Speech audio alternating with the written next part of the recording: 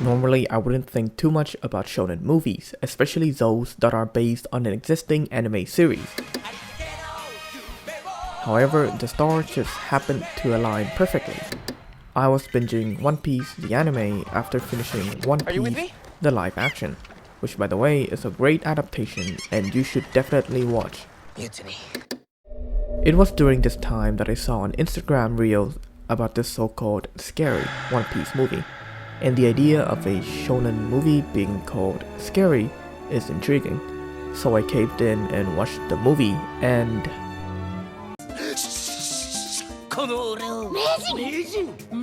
Being directed by Mamoru Hosoda, the man behind one of my locked memories, the Digimon movies, this movie's art direction is completely distinct from the original series. Yet at the same time, if movie 6 were to be shown in the main series, it would absolutely be one of my favorite arcs. The reason is simple. Director Hosoda was not held back by the shackles of keeping things lighthearted, and in a way conveyed the perfect nature of piracy and life on the Grand Line. Movie 6 had no introduction and no context. Our protagonists were simply sent to the mysterious island by the will of the sea. And already the shores showed hostility, not because of this false promise of a paradise and resort, but just this. This shot for me was the most intriguing moment in the movie, and often looked past from the reels I've seen. The lack of color, as if drained away, the sense of loneliness from the lack of music, and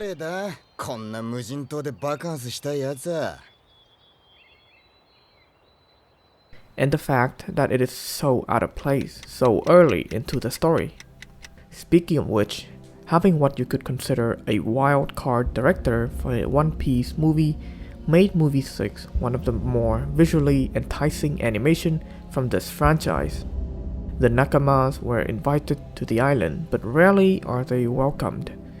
The background, for the most part, is not outlined, but a blurry yet distant image of a lively atmosphere, while subjects are always outlined, no matter how far they are away from the camera. This may have been due to the budgeting limits, but the creative direction hammered down the alienating nature of this nightmare. The painted setting trained the viewer's eyes and perception into a certain comfort zone, which was why the nightmare is so haunting with the orange outline. With that in mind, now pair that eerie atmosphere with this.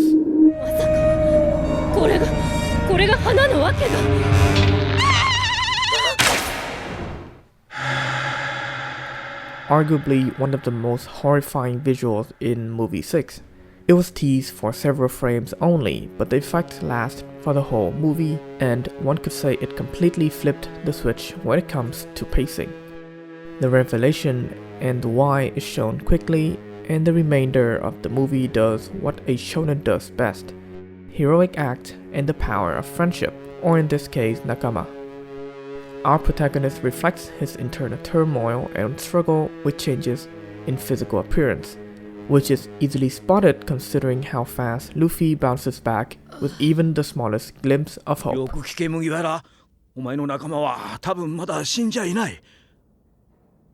The warmer changes in physical form also helps viewers really connect and really feel the struggles, which in turn makes the sunrise so impactful.